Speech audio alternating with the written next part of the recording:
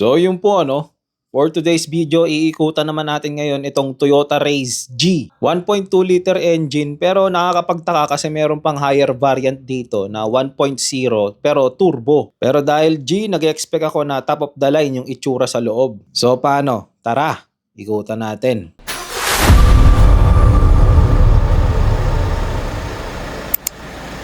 Toyota Race. Sa mga hindi nakakaalam, ito yung bunso ng mga crossover sa Toyota. Panggitna naman si Yaris Cross at panganay itong si Corolla Cross. Kumbaga ito yung entry level ng mga crossover dito sa Toyota. Personally, hindi ako fan ng crossover kasi 5-seater lang siya.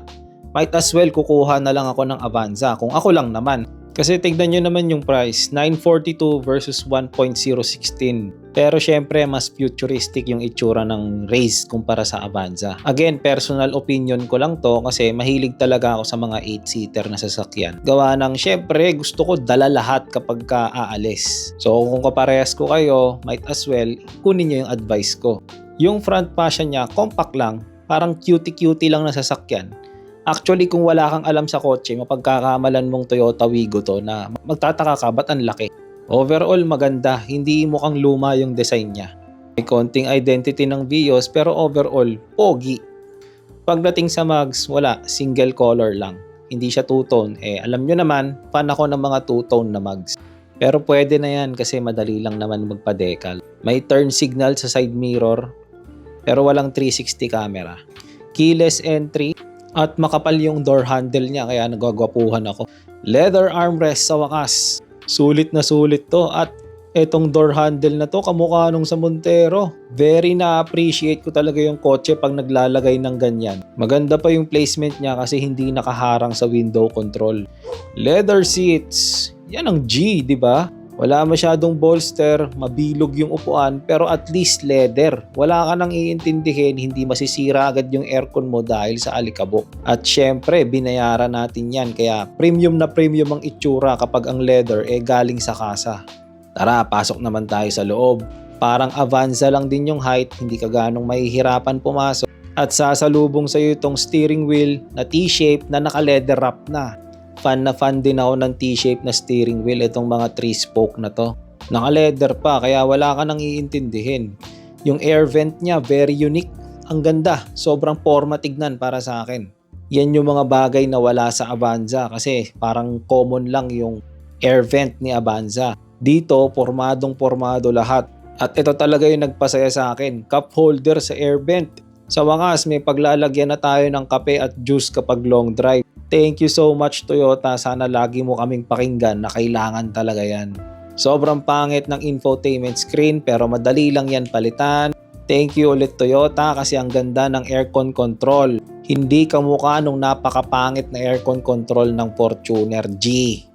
Pagdating sa kabilang pinto, basic lang din. Nandun pa rin yung door handle na kakaiba. Napakaganda talaga niyan. Kung ako sa inyo guys, testingan nyo, i-appreciate ninyo. Ang sarap magsara ng pinto pag merong ganyang klaseng door handle. Isa yan sa pinaka-favorite ko sa Montero ko. Shifter PRND plus minus. Maganda yung itsura, maganda yung design, maganda rin yung placement. Hindi masyadong mababa katulad nung sa Vios. At nakakatuwa kasi may manual mode na siya. Masarap laruin yan minsan. Bale, ito pala yung itsura ng first row niya guys. Para sa akin, sobrang ganda maliban sa infotainment screen pero madali lang naman yan palitan. Kayo ba? Parehas ba tayo ng opinion sa front row ng Toyota Race? Comment down below naman at kung may nakalimutan akong detalye, pakisabi na lang din sa comment. Huwag nyo na rin kalimutang mag-like, follow, and subscribe. At i-share nyo na rin sa mga tropa ninyo para mas dumami pa tayo sa channel na to. So tara, balik tayo sa pag-ikot. Legroom niya, so far maluwag naman sa loob. Pero hindi ito yung luwag na ine-expect ko sa crossover. Pagdating sa pinto, wala na yung door handle na gustong gusto ko sa harap. Pero okay lang din naman. Hindi na yan may experience nung buyer ng sasakyan na to. Maliban na lang kung bumili ka nito tapos may driver ka. Parang sedan lang din talaga yung height nito. Hindi siya ganun kababa at hindi din naman ganun kataas. Leather din sa loob. Sobrang na-appreciate ko to kasi mahirap maghanap ng maayos gumawa na leather seat. Lagi niyong tatandaan na ibang-iba talaga yung leather na gawa ng kasa. Hulmang-hulma at talagang premium tignan.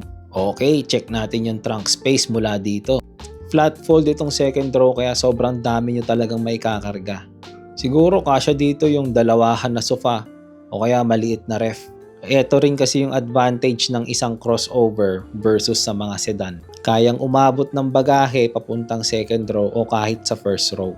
Trivia lang guys, alam nyo ba na yung likod ng sasakyan ang pinaka nakikita ng ibang driver sa kalsada? Kasi yung front fascia kapag ka nasalubong ka na, wala na, hindi na siya nakikita ulit. Ito yung size ng trunk space niya mula sa likod. Kasing laki lang din halos ng trunk space ng Vios. Pero again, pwedeng ma-extend yung trunk mo pag tinupi yung second row at mas marami kang pwedeng mailagay. Sa totoo lang, kung kailangan ninyo ng 7-seater, uubra to, mahihirapan nga lang yung sasakay sa pinakalikod.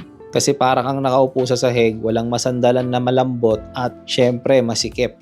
So yun guys, hanggang dito na lang muna yung video natin. Sana nagustuhan ninyo yung pag-review natin or pag-walk around dito sa Toyota Race. Kung nakatulong sa inyo tong video na to, please consider to subscribe and pa-share na rin sa mga tropa ninyo. Para mas dumami pa tayo sa channel na to at mas dumami pa yung matutulungan ng video natin. So paano guys, hanggang dito na lang muna. Peace!